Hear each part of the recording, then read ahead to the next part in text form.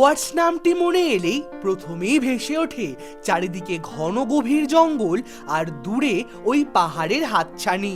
পাহাড়, জঙ্গল, নদী, চা বাগান, কি নেই এখানে!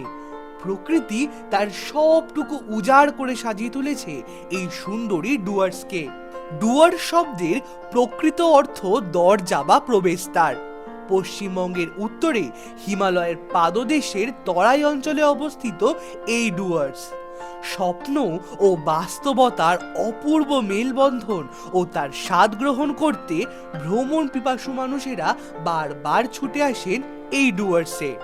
আজ আপনাদের এমন এক জায়গার সন্ধান দেব যেখানে আপনারা নদীর পাশে জঙ্গলের মাঝে গাছবাড়িতে থাকার সুযোগ পাবেন, তার পাশাপাশি সাক্ষী হতে পারবেন এক রোমাঞ্চকর জঙ্গল সাফারির। তাহলে চলুন শুরু করা যাক প্রথম থেকে। আগের পর্বে আপনাদের ঘুরিয়ে দেখিয়েছিলাম মূর্তি নদী ও তার আশেপাশের কিছু কিছু অঞ্চল। আজ আমরা মূর্তি থেকে রওনা দেব জলদাপাড়া অভয়ারণ্যের দিকে। আর এই যাওয়ার রাস্তাটা যে কতটা সুন্দর সেটা আর বলার অপেক্ষা রাখে না। আপনারা যারা কলকাতা থেকে আসবেন ভাবছেন তাদের জন্য বলে রাখি, আপনাদেরকে নামতে হবে ফালাকাটা স্টেশন। কলকাতা থেকে কিছু কিছু উত্তরবঙ্গামী ট্রেন রয়েছে যেগুলো ফালাকাটা স্টেশনে দাঁড়ায়। সেখানে নেমে আপনারা যে কোনো রিজার্ভ গাড়ি বুক করে চলে আসতে পারবেন। সারি সারি চা বাগান আর সবুজ প্রকৃতিকে মন ভরে উপভোগ করতে করতে যখন জলদাপাড়ায় এসে পৌঁছালাম, সূর্য দেবতা তখন মাঝ আকাশে থেকে জানান দিচ্ছে বেশ খানিকটা বেলা হয়ে গিয়েছে। এর আগে আমি ডুয়ার্সে এসেছি বটে, তবে জলদাপাড়ায় আসার সৌভাগ্য আগে কখনো ঘটেনি। আজ আমরা স্টে করছি রাইনো কটেজে। এটি একদম জলদাপাড়া অভয়ারণ্যের পাশে এবং সিসামারা নদীর গা ঘেঁষে তৈরি করা হয়েছে। এই পর্বে সেই অভিজ্ঞতাই তোমাদের সাথে ভাগ করে নেব। তাহলে চলো কটেজটা এবার ঘুরিয়ে দেখাই তোমাদের।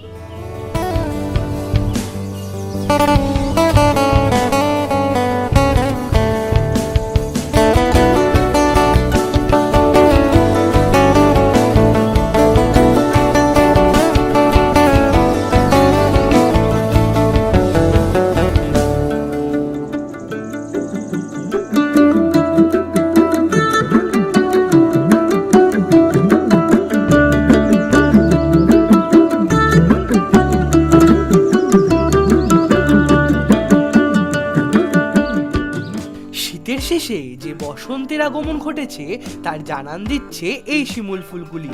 চারপাশে রয়েছে প্রচুর শিমুল গাছ, সমস্ত রাস্তা যেন শিমুল ফুলে লাল হয়ে সেজে উঠেছে। এই রাইনো কটেজ মোট 7 বিঘা জমির উপর তৈরি আর চারিদিকে প্রচুর শিমুল গাছ। সামনে যেহেতু বসন্তকাল তাই শিমুল ফুল হয়ে চারিদিকে পড়ে রয়েছে, পুরো লাল লাল চারিদিক হয়ে রয়েছে, দেখতে কিন্তু দারুণ লাগছে। জলদাপাড়ার এই রাইনো কটেজে টোটাল 4টি বিল্ডিং রয়েছে, যার মধ্যে দুটো রয়েছে ট্রি হাউস। ভিডিওর একদম প্রথমেই বলেছিলাম আপনাদের যে এই ট্রি হাউসে কিন্তু আজকে আমরা থাকতে চলেছি। আসো তাহলে এই ট্রি হাউসের ভিতরটা ঠিক কিরকম দেখে নেওয়া যাক। এখানে এরকম গোল গোল সিঁড়ি রয়েছে, এই সিঁড়িগুলো দিয়েই ওপরে চলে যেতে হবে। বেশ কিছু সিঁড়ি পেরিয়ে ওপরে চলে আসলাম। ওপরের জায়গাটা দেখতে পাচ্ছি কাঠ দিয়ে বেশ সুন্দর ব্যালকনি মতো করা রয়েছে, যেখানে তোমরা বিকেলবেলা বা সকালবেলা বসে প্রকৃতির শোভা উপভোগ করতে পারবে। একদম কিন্তু সিঁড়ি দিয়ে উপরে উঠেই দেখতে পেলাম এরকম সুন্দর কিন্তু ব্যালকনি রয়েছে, যেখানে তোমরা বসে নিজেদের প্রিয় মানুষের সাথে মূল্যবান সময় কাটাতে পারবে। একবার ব্যাপারটা খালি ভাবো, এখানে তোমরা আর কি সকালবেলা বসে বসে চা খাচ্ছ আর নদীর মানে এই নদীর ওই পারেই ঠিক হচ্ছে জলদাপাড়া অভয়ারণ্য। ব্যাপারটা ভাবতেই কেমন একটা ভালো লাগে। আর এখান থেকে কিন্তু অনেক জন্তু জানোয়ারও তোমরা দেখতে পারবে। তো এই হচ্ছে আমাদের রুম, মানে পুরো কটেজ স্টাইলে কিন্তু রুমগুলো রয়েছে। আসো ভেতরে দেখা যাক কেমন সেগুলো।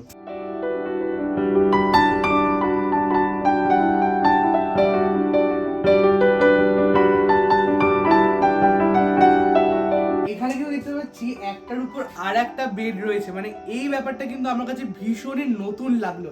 আমি আজ পর্যন্ত যতগুলো কটেজে গেছি খুব একটা এরকম কিছু দেখিনি, দেখতে কিন্তু ভীষণ সুন্দর লাগছে। আর দেখতেই পাচ্ছ কত সুন্দর করে সাজানো, পুরোটাই কিন্তু কাঠের মানে উডেন ডিজাইনে কিন্তু করা রয়েছে। এবার আমি আপনাদের সাথে শেয়ার করবো এখানে কি কি অ্যামিনিটিস রয়েছে, তাহলে চলুন দেখে নিই। এখানে দেখলাম চা করার সমস্ত জিনিসপত্র যেমন টি ব্যাগস, কাপ সমস্তই কিন্তু ছিল মোটামুটি। আর ছিল একটা ছোট্ট সার্চ লাইট অ্যানিমেলস দেখার জন্য, ছিল স্ট্যান্ড ফ্যান, এসি এবং ছোট্ট একটি সুন্দর ফ্রিজ। আমি তো ফার্স্টেই বললাম বেডটা কিন্তু বেশ ইন্টারেস্টিং লাগলো। আসুন আমার সাথে সাথে ওপরে ওঠা যাক। ফার্স্ট টাইম কিন্তু এক্সপিরিয়েন্স বেশ কিন্তু অ্যাডভেঞ্চারাস লাগছে, মানে একদম উপরে বসে পুরো কিন্তু জঙ্গলের ভিউটা আমি দেখতে পাচ্ছি। এই ট্রি হাউসটার ভিতরে কিন্তু ছিল দুটি ওয়েস্টার্ন টয়লেট, দেখতেই পাচ্ছ। প্রথমে রয়েছে বেসিন এবং একটি রয়েছে মিরর ছোট দেখে, ভীষণ সুন্দর, টিপ টপ এবং পয় পরিষ্কার। রয়েছে 24 আওয়ার্স গিজারের সুবিধা, মানে গরম জল নিয়ে কিন্তু অসুবিধা হবে না। এক কথায় বলতে গেলে ট্রি হাউসের ভিতর বাথরুম ফেসিলিটি কিন্তু ভীষণ সুন্দর।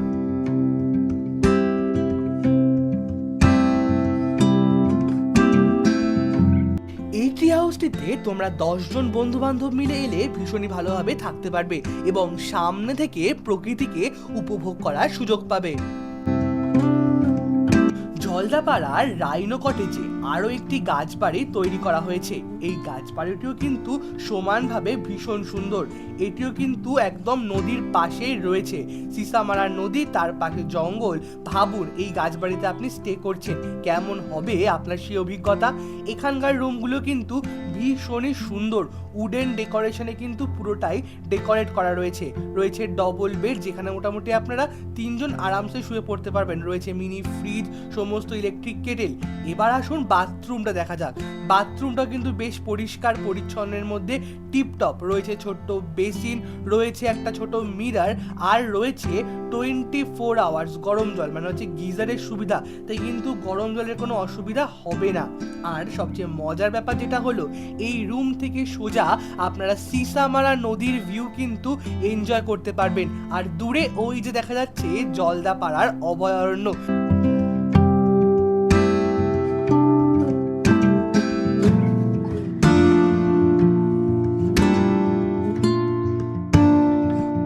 আপনাদের তো সমস্ত রকমের রুম এবং দুটো ট্রি হাউসই ঘুরিয়ে দেখিয়ে দিলাম।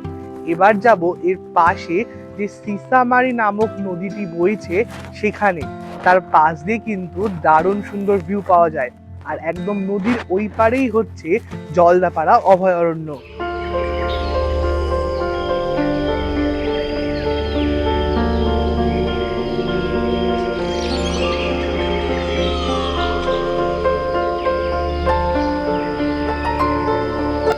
এটি হলো সিসামারা নদী, পুরো কাচের মতো নীলাভ স্বচ্ছ জল, দেখতে কিন্তু অপূর্ব লাগছে। আর ওই পারে রয়েছে সবুজে ঢাকা ঘন জঙ্গল, একেবারে অপূর্ব প্রাকৃতিক পরিবেশ।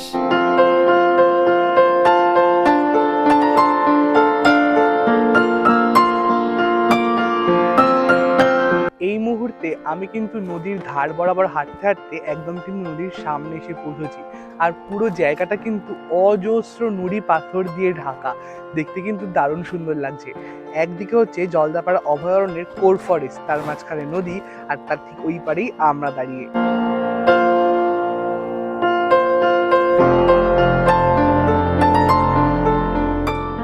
ভীষণ জোর খিদে পেয়ে গেছিল, তাই চলে আসলাম লাঞ্চ করতে। আর লাঞ্চের জায়গাটাও কিন্তু ভীষণ সুন্দরভাবে সাজানো, পুরোটাই গাছের গুঁড়ি দিয়ে ডিজাইন করা। আর আমাদের লাঞ্চে ছিল গরম গরম সাদা ভাত, 2 রকমের সবজি, পাঁপড়, চাটনি, ডাল এবং মাছের ঝোল। আপনাদেরকে তো দেখিয়ে দিলাম আজকের লাঞ্চে কি কি রয়েছে। চলুন একবার খেয়ে বলি কেমন খেতে। একদম ফার্স্টে কিন্তু নিলাম হচ্ছে এরকম গরম গরম ডাল, ভাতটাকে অল্প করে ভাঙলাম, অল্প করে নিলাম হচ্ছে ডাল। এবার হচ্ছে পুরো যাবে হচ্ছে মুখে।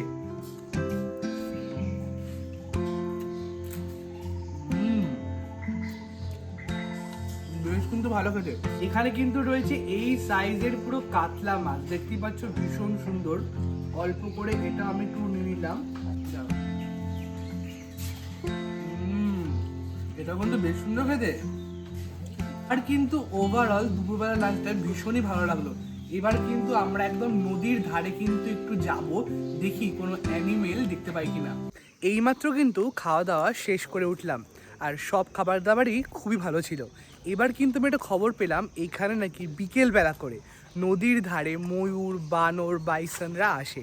তো চলো একবার গিয়ে দেখি তাদেরকে দেখতে পাই কিনা, কারণ তাদের দেখা মেলা কিন্তু প্রায় সব জায়গা থেকে কিন্তু সম্ভব নয়। তাই Jaldapara is the best place মানে তাদেরকে দেখার জন্য। তো দেখি তারা দেখা দেয় কিনা।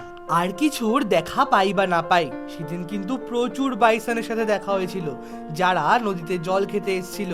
আর সাথে ছিল ময়ূরের ডাক, সঙ্গে সূর্য অস্ত যাওয়ার সাথে সাথে পুরো চারিদিকে নিবিড় কালো অন্ধকারে ভরে উঠলো।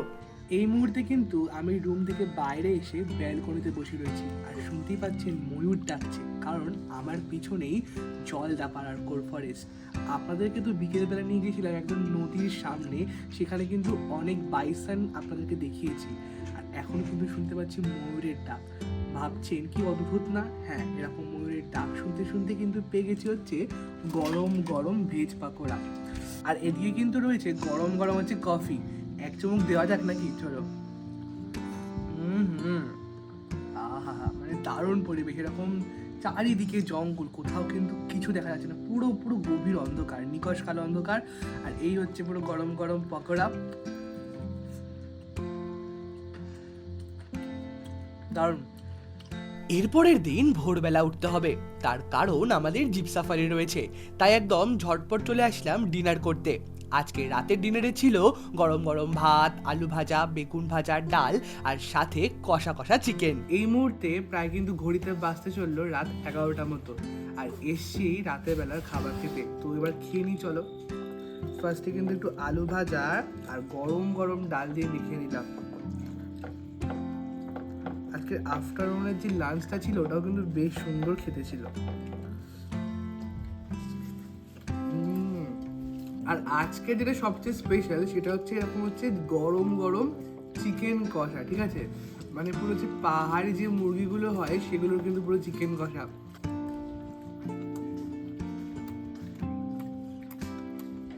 দারুণ সুন্দর খেতে।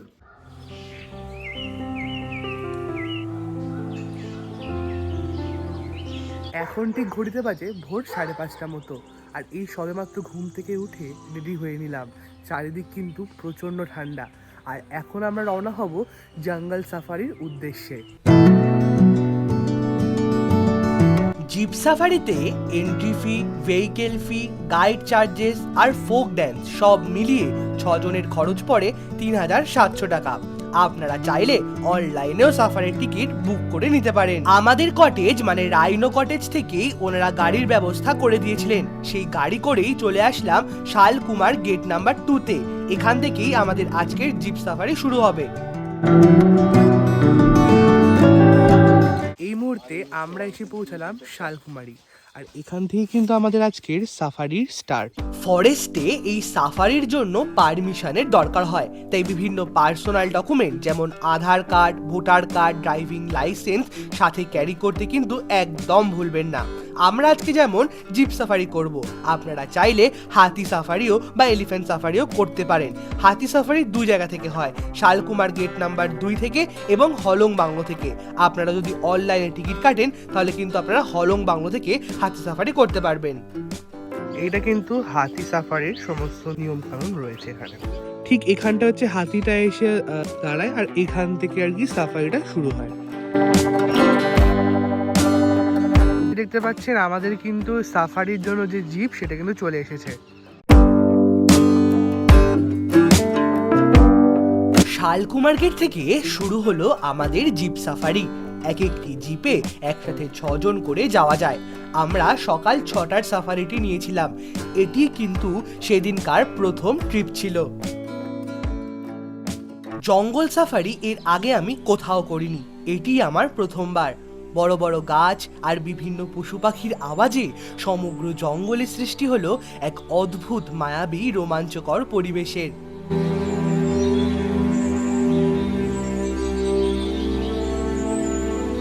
চারিদিকে ঢাকা সবুজ বন, তার মাঝখান দিয়ে ছোট রাস্তা, আর সামনে ময়ূর দারুণ সুন্দর এক অভিজ্ঞতার সাক্ষী হলাম আজ সকালবেলা। আর চারিদিকটা কুয়াশায় ভরে, তার মাঝখান দিয়ে গাড়ি চলছিল সামনের দিকে। সত্যি বলতে এক অপূর্ব অভিজ্ঞতা। ফার্স্টে কিন্তু একটা ময়ূর দেখলাম, দারুণ সুন্দর। সূর্য ধীরে ধীরে উঠতেই তার প্রথম আভা এসে পড়ল জঙ্গলের মধ্যে। দেখতে কিন্তু দারুণ সুন্দর লাগছিল, চারিদিকটা ঝলমল করে উঠলো। আমরা যে রাস্তা দিয়ে যাচ্ছি সেই রাস্তার উপরে একদম এখন দেখতে পেলাম সামনে হচ্ছে বুনো শুয়োর। চলুন আপনাদের দেখিয়ে দিই।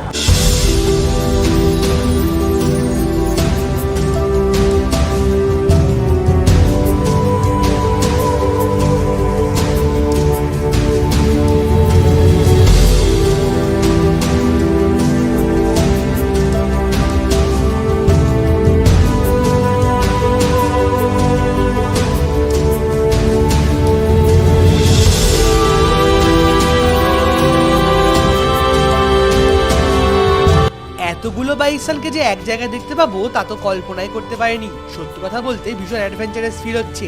আর এখন আমরা রওনা হচ্ছি জলদাপাড়া ওয়াচ টাওয়ারের উদ্দেশ্যে।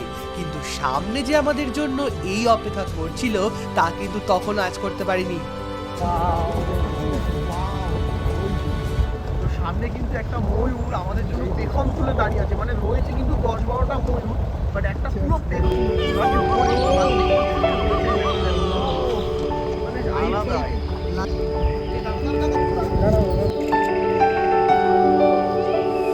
এতক্ষণ এই ময়ূরটা আমাদের জন্য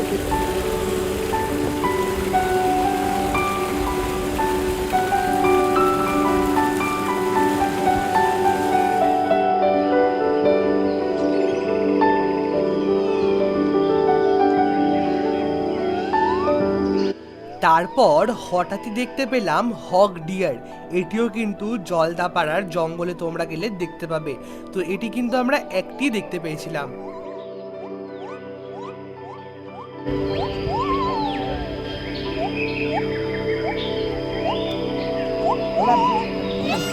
আচ্ছা, কালকে কি ভেবেছিলাম এরকম জলদাপাড়ায় জঙ্গল সাফারি করার সময় কুয়াশাময় পরিবেশে ময়ূরের নাচ দেখতে পাবো। সত্যি কথা বলতে এটা একটা লাইফ টাইম এক্সপিরিয়েন্স আমার কাছে। সেদিন কিন্তু এক রোমাঞ্চ খেলে গেছিল আমার শরীরের ভিতর থেকে, দারুণ লাগছিল।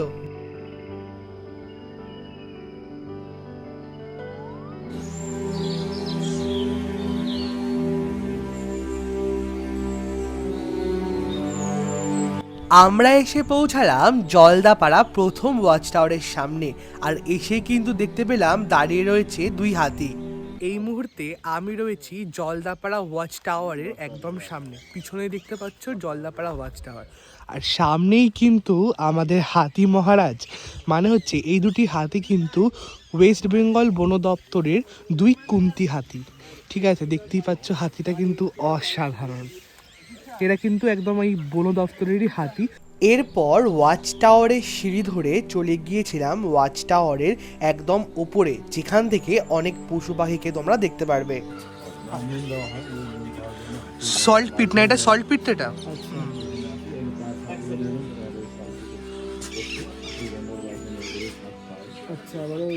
আমরা কিন্তু এখন জলদাপাড়া ওয়াচ টাওয়ারের একদম উপরে আছি। আর আমার সামনে কিন্তু রয়েছে সল্ট পিট। এই সল্ট পিটে কিন্তু নুন খাওয়ার জন্য অনেক পশু পাখিরা আসে, গন্ডার থেকে শুরু করে বাইসন, তারপর আরও অনেকে, হাতি তো রয়েইছে।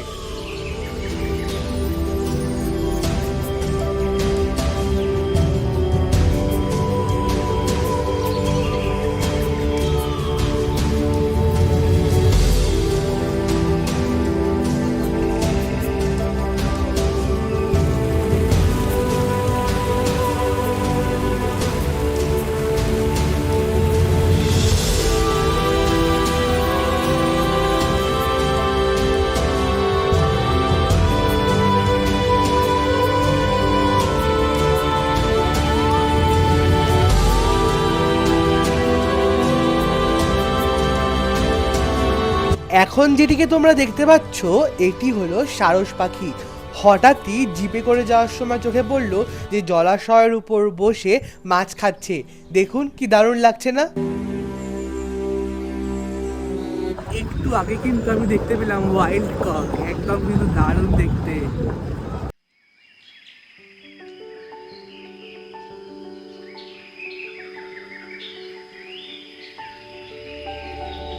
এবার চলে আসলাম হলং বাংলোর সামনে। দেখতেই পাচ্ছেন এখান থেকেও কিন্তু হাতি সাফারি শুরু হয়। আর এই হলং বাংলোর সামনে কিন্তু আরেকটি সল্ট পিট রয়েছে, চলুন দেখে নিই একবার। এটা হচ্ছে হলং সলপিট। আচ্ছা এই যে নুন দেওয়া আছে, সাদা সাদা দেখা যাচ্ছে। আচ্ছা এটা পিহেন আছে না দাঁড়িয়ে, হ্যাঁ। পিহেনের এখানে দেওয়া আছে। আচ্ছা, এখানে ওই ন্যাচারাল অ্যানিমেলসগুলো আছে, মানে হাতি গন্ডা সব। হাতি, গন্ডার, বাইসন। আর আর এই এটা- নদীটা দেখছি যেটা আমরা আসার সময় দেখলাম, এটা actually এটা কি হচ্ছে নদী? হলং ঝড়া। হলং ঝড়া। আচ্ছা আচ্ছা, হলং ঝড়া নদী। এখানে কিন্তু যে অফিসার ডিউটি করতে গিয়ে কোনো বন্য প্রাণীর হাতে মারা গেছে তাদের নাম লেখা আছে।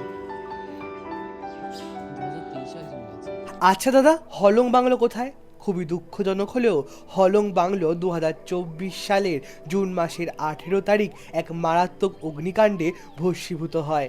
আসুন জেনে নিই তার কিছু ঐতিহ্য এবং ইতিহাসের কথা। এই জিনিসটা যা ছিল এখানে, মানে বাইরের থেকে প্রচুর মানে মানুষ লোকজন আসতো, হ্যাঁ। আসতেন এবং এসে এখানে থাকতেন, থেকে এই জঙ্গলের পুরো পরিবেশটাকে উপভোগ করতেন। জীবজন্তু ওপেন দেখা যেত, পাশেই হলং নদী। এবং তারপরেই হচ্ছে আপনার ওখানে ওখানে একটা সল্ট ফিট আছে, ওখানে লবণ দেওয়া হতো। এবং সেখানে ওই আপনার এরা আসতো, আমাদের ওই বাইসন আসতো লবণের মানে করতে, লবণ খেতে। তারপরে গন্ডার আসতো, হাতি আসতো এক এক সঙ্গে 10খানা 12খানা করে হাতি পর আসতো। তারপর আচ্ছা। গন্ডার আসতো 7খানা 8খানা করে। আর এই বাংলার একটা ঐতিহ্য ছিল কি, বাংলায় বসে রাত্রিবেলা, রাত্রিরে দেখা যেত, কিন্তু সার্চ লাইট জ্বেলে দিত, রাত্রে যদি জীবজন্তু কোনো আসতো তাহলে দেখা যেত। এই হচ্ছে বাংলা, হলংবাংলার ঐতিহ্য। এবং হলংবাংলা সত্যি একটা আমাদের মানে বাংলার একটা গর্ব ছিল। আপনি কি স্টে করেছেন ওখানে? আমি এখানে ছিলাম 2 দিন, 2 রাত এখানে স্টে করেছি। অতএব এটা আমার কাছে একটা স্বপ্ন, হলংবাংলা আমার কাছে একটা একদমই তাই। স্বপ্ন। সেটাই অ্যাকচুয়ালি খবরটা যখন আমরাও পেয়েছি, আমরাও খুব আফসোস করেছি, কারণ আমাদের এও থাকা খুব হয়নি। আফসোস। আর শকিং, এক্স্যাক্টলি আমাদের কাছে। আর ওই দাউ দাউ করে জ্বলতে দেখাটা খুব হার্ট ব্রেকিং। না না, ও মানে প্যাথেটিক। Pathetic, আমরা এত কারণ- দূর থেকে এত কষ্ট হ্যাঁ, পাচ্ছি, হ্যাঁ, হ্যাঁ। তাহলে যারা সামনে ছিল তাদের কি কতটা অবস্থা? কষ্ট অবস্থা হয়েছিল সেটাই। কি এবার অবস্থা? আপনারা তো তাও স্টে করেছেন, যেরকম আমি দাদা করেছি, বললো। ওকে নিয়ে আসা হয়নি, ওকে ও নিয়ে আচ্ছা, আসবে আপনি সেই সময়। করেননি, আপনি করেছেন। আমি করেছি ছিল। 2 দিন। আচ্ছা, কিন্তু ঠিক তার আগের মুহূর্তে এটা আর হয়েছে। আমাদের কপালে আর সেটাও হলো না। না। আর বাবা রে। ওকে, একদম, অনেক ধন্যবাদ, অনেক ধন্যবাদ। তো শুনলেন এই হলং বাংলার ঐতিহ্যের কথা, আর আমি জানলাম যে এই জায়গাটাতে কিন্তু পুরো বাংলোটা ছিল, ওটা হচ্ছে কিচেন স্পেস, বাট এই জায়গাটা পুরো লিভিং এরিয়াটা ছিল। দেখতে পাচ্ছেন ছাই কিন্তু চারিদিকে, মানে একসময় এখানে বাংলো ছিল আর আজকে কিন্তু ছায়ের স্তূপ। সত্যি কথা বলতে একটু ইমোশনাল হয়ে গেছি। তো যাই হোক, সময় তো কারোর জন্য থেমে থাকে না, যাওয়া যাক।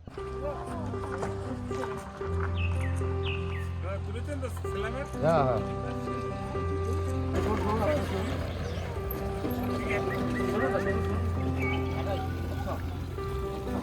এখানে কিন্তু এই 2 হাতির সাথে দেখা করে ভীষণ ভালো লাগলো। তো আপনারা চাইলে এই হলং বাংলো থেকে হাতি সাফারি বুক করতে পারেন অনলাইনের মাধ্যমে। গন্ডারের দেখা না পেলেও রাস্তার মাঝখানে দেখা হয়ে গিয়েছিল এক জোড়া সাম্বার ডিয়ারের সাথে। দেখুন কি সুন্দর এক দৃষ্টিতে আমাদের দিকে অবাক হয়ে তাকিয়ে আছে, অপূর্ব লাগছে। মানে এই গোটা অভিজ্ঞতাই কিন্তু আমার কাছে এক রোমাঞ্চকর অভিজ্ঞতা হলো।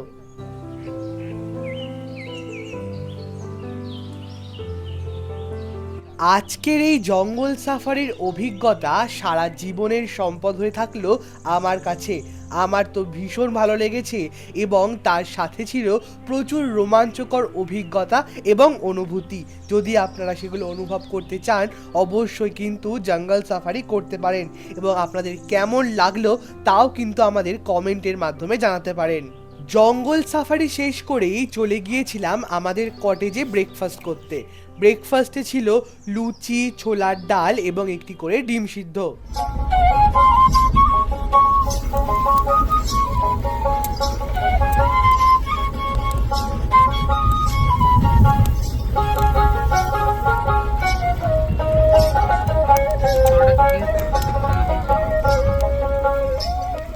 চলে আসলাম একদম সন্ধেবেলায়।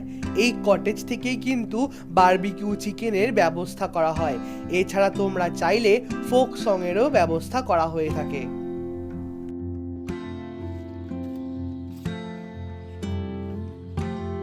আমরা কিন্তু এতক্ষণ বনফায়ারের সামনে ছিলাম আর ফোক সং শুনতে শুনতে একটা দারুণ সুন্দর এক্সপিরিয়েন্স হচ্ছিল। আর কিন্তু হাতে পেয়ে গেছি চিকেন বারবিকিউ। পিসগুলো দেখতে পাচ্ছ ভীষণ সুন্দর খেতে। আর এরকম জঙ্গলের মধ্যে বনফায়ার, তার উপর হচ্ছে এরকম হচ্ছে চিকেন, সত্যি একটা অসাধারণ একটা এক্সপিরিয়েন্স তো আমি সঞ্চয় করছি। আর আপনারাও কিন্তু এখানে এরকমই সেম টু সেম এক্সপিরিয়েন্স করতে পারেন।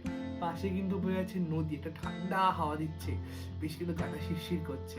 তো তার মাঝে এরকম গরম গরম, চলুন খাওয়া যাক। এখন কিন্তু প্রায় ঘড়ির কাঁটায় 11টা বাজতে যায়। আর আমরা এখন এসেছি হচ্ছে রাতের বেলার খাবার খেতে।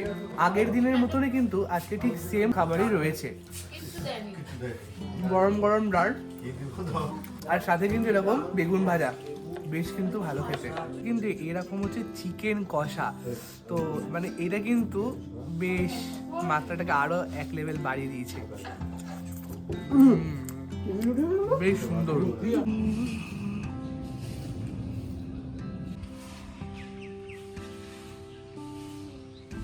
এখন আমাদের সাথে রয়েছে মানে এই রাইনো কটেজের ম্যানেজার প্রদীপ দা। ইনি কিন্তু খুব একজন ভালো মানুষ এবং আপনারা এখানে যদি আসেন একটা কিন্তু দারুণ অভ্যর্থনা পাবেন কিন্তু অবশ্যই। তো দাদা, সবই তো আমরা আর কি আমাদের দর্শকদের জন্য আর কি দেখিয়েছি।